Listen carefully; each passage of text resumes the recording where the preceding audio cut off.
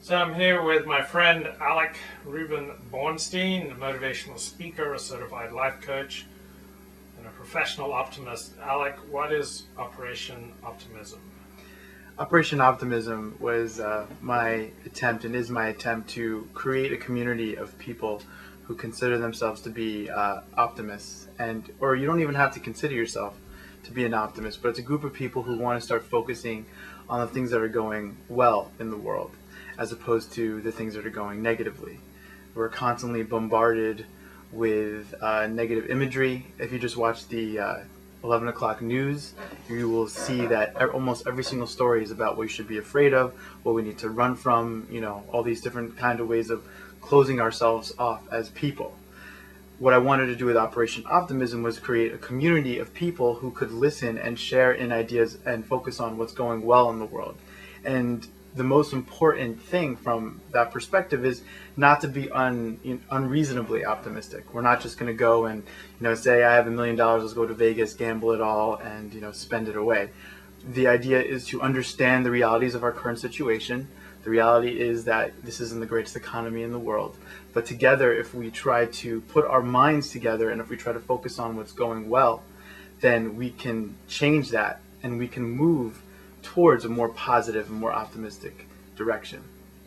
So, what effect has it had on you starting this Operation Optimism? The effect is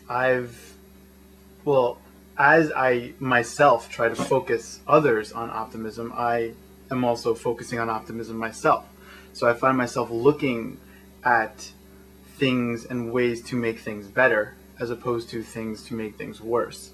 So if I'm physically looking for articles, looking for people who are interested in doing these kinds of things. And as I seek them out, I myself am impacted positively, which is exactly why I want to do it in the first place. I think if people started looking at things that are going well, a good day instead of a bad day, or even as things are not going well, focus on what you appreciate, what's really going well in your life, then you will find yourself changing. And if we can change people on a very individual level, then we can change more people. And when you put more energy together, more people. And then hopefully we can get off of a place of the 11 o'clock news being this forum of terror and disaster to being a place of trying to come together and seeing what's right. So, is this anything like the power of positive thinking?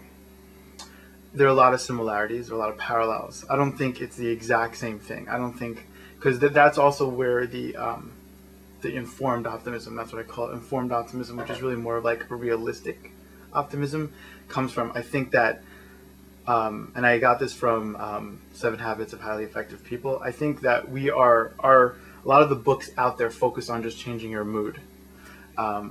You're in a bad mood, think about ways that you can change into a good mood, be happy, all these kinds of things. But the problem is that you're really just it doesn't fix the inside, it doesn't fix the actual issue. It's just sort of on the outside. Change your mood, your life will change. There's definitely a place for that, but at the same point, you need to go deeper. There has to be more of an internal change, and then you can change from the inside out, basically. So I think that there is a lot to the power of positive thinking. I think it's definitely a piece of anything that we do. I just don't think that it is the piece. The piece is to, as opposed to changing your mood, changing your character, who you are as a person. And by focusing on an appreciation and gratitude and those kinds of things, especially on a global level, then you can actually start changing from the inside out as opposed to the outside in. Is this anything like The Secret? It's also, Secret is another tool towards helping a person do these kinds of things. The secret is the law of attraction. So the concept is if you focus on positivity, or if you focus on the things that you want as opposed to what you don't want. So there are a lot of similar parallels here. Then you will then change your reality because you will then attract it. I don't know if I think of The Secret as being a law of the universe in the way that the people who have packaged The Secret, because it's kind of like a large package at this point.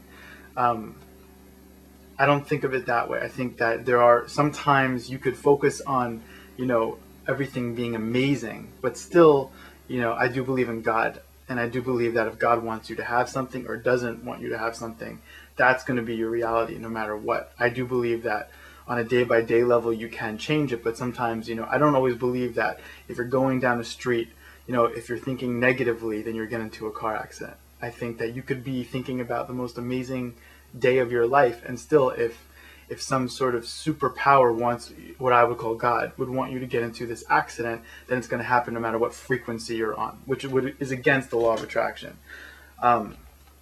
But I do believe that there are a lot of parallels and there are a lot of things we can learn from it. If the basic idea is you focus on what you want, or you get what you focus on. So if you focus on what you want and how you want to see things, then you will bring more of it into your existence. How does your religion affect Operation Optimism, and how does Operation Optimism affect the way you practice your religion? That's an amazing question. I think that it's taken time for me personally, in terms of my own journey, to get to a point when I could actually harmonize the two.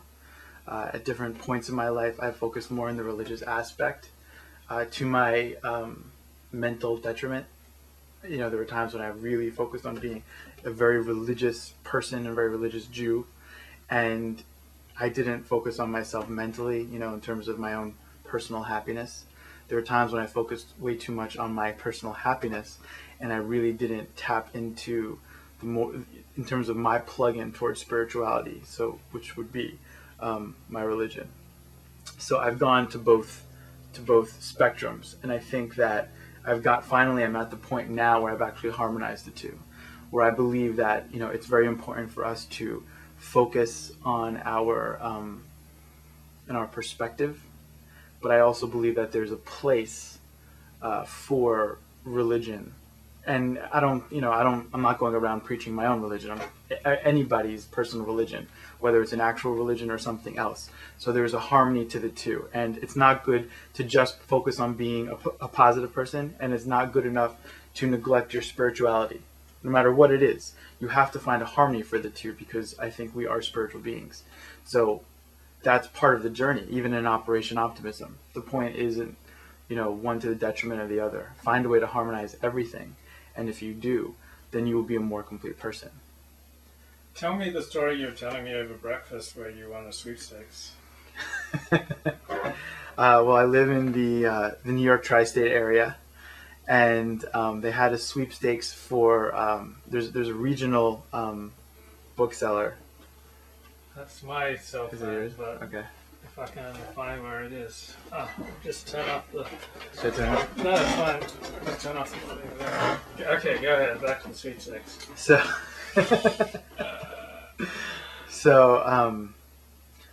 there's a sweepstakes in the newspaper, the Star Ledger, and basically it was a weekly drawing for a certain amount of money towards a regional electronics store known as PC Richards on the East Coast. And I sent in the sweepstakes every day. Just sent it in, and if I win the drawing, then I win a certain amount of money. And I've just moved to a new house, and we had thought that we were going to get a new television.